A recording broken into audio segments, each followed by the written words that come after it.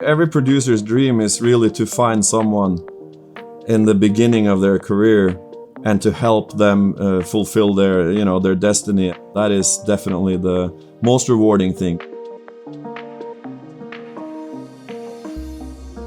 Hey, I'm Kim from Spotify for Artists, and welcome to Songwriter Saturday. Today, I'm going to be joined by songwriting and production powerhouse duo Stargate. That's Mikkel and Tor from Norway.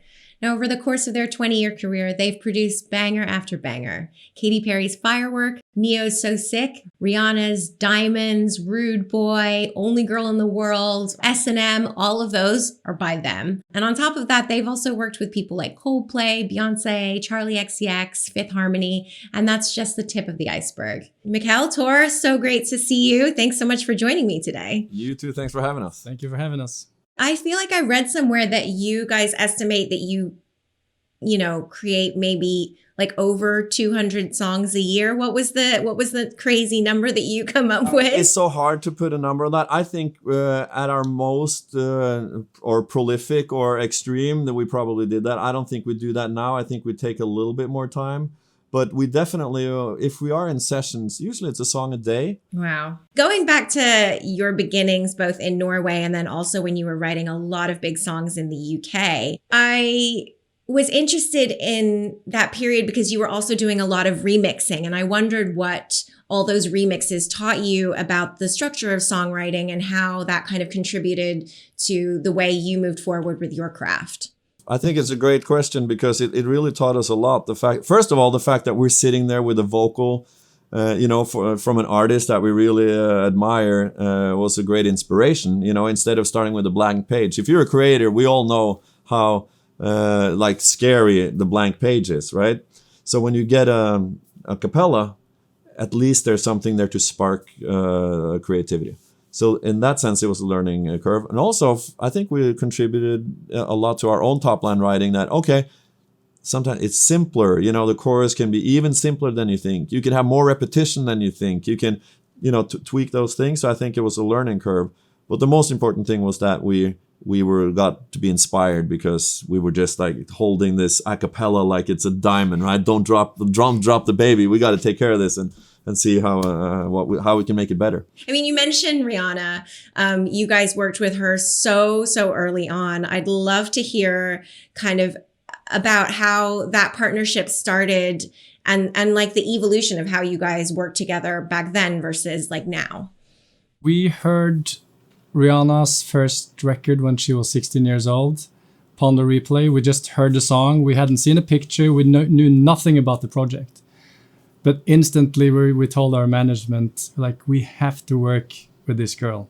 There's something magic about her voice and her tone and her whole vibe. So we did, I think, one song on the first album, yep. And then we did 2 on the next and 3 on the next. And then it just evolved into a really natural and close relationship. Every producer's dream is really to find someone in the beginning of their career and to help them fulfill their destiny and to help shape that sound. That is definitely the most rewarding thing because as a producer, you have the song here and there. Maybe sometimes you have a big artist do your song, but they were already big.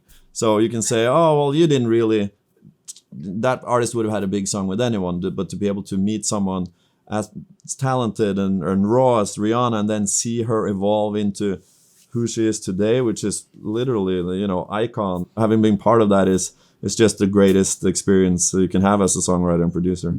So with So Sick and Neo, would you say that was like a kind of crucial turning point for you guys in terms of like opening up the floodgates in America? Absolutely. First of all, when we first came to America, all we wanted to do was sound like Timbaland or like Pharrell or all the American producers that we loved.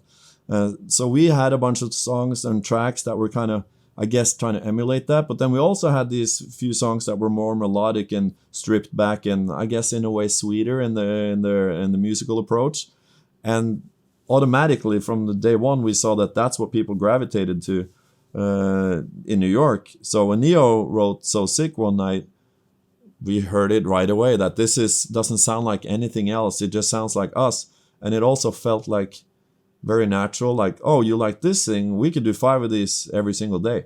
And it was a moment where, the work should be the reward, where we weren't really thinking, oh, if this is going to be a number one record, or we just felt this is the best song we've ever written. Yeah. And that was a great feeling. It also became like a party in the studio, like everyone's listening to it 20 times in a row, and more people came in. It was just like, you just knew that, okay, this is really special. No matter what happens, you always remember this moment. Songwriting camps have become much more of a thing in the past kind of, I would say, like 7 years or so. It seems like to me. What are your thoughts on them? I would say be prepared. That's our kind of approach to a songwriting camp. Let's go in there, and of course we'll have, we'll work. I still remember we went to, speaking of Rihanna, we went over to London to do a session, and we absolutely did a session, but in our back pocket, we brought diamonds. And so at some point, we're like, okay, let's play the material we've created, and here's another song. And of course, that song became her first single. So sometimes it's nice to show up with a little bit of material, and then let whatever happens. Maybe sometimes you get magic. But our experience is the stuff where we have a little bit of peace and quiet to develop things, are sometimes a stronger material. It's like speed dating, right? Especially if you have like new people in and out every day, then it's hard to like get into. Often like the first song you write with someone is almost like the get to know you song, right? So you need a couple of songs to really find that magic.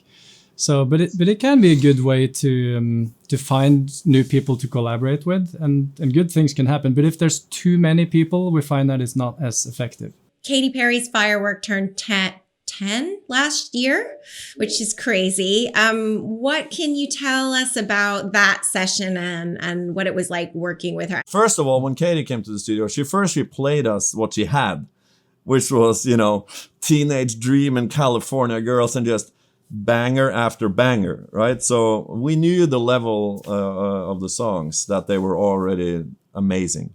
That was inspiring in itself. And then just to see her in action, and she had a clear, I think, a sense of the type of song that she wanted, and the lyrical concept. She wanted something really that's about talking about self-worth and self-empowerment, and it's not about a relationship or about love or anything like that. It's about yourself, right? And bring out the best and be the best you can be, which I think is a great starting point for any song. But the track was just a track like any other track we have in the folder of tracks. This one in particular we had done with Sandy V, a French friend and producer, and she did it. And her and Esther sat down and just wrote this song in a couple of hours, right? And took half a day and started recording it. And we felt like it was so raw and real. So what we wanted to do was just, Katy, this is just sing it from top to bottom. And it's just like, I think I want to put a bunch of stacks. I think I got to re-vocal. But the rawness and the uniqueness of the melody was what carried it. She's an amazing, really, really good writer. And as you said, like at the end of the night, we're all a little bit tired. And she was like, oh, can I cut the vocal tomorrow? Let's just do it tomorrow. And we're like, no, just give us a few tracks, just like so we remember all the melodies and the details, and say, okay, I'll go in and do track. I think we maybe did 3 tracks throughout the song, and what you're hearing on the record is it's like 90% of those 3 tracks.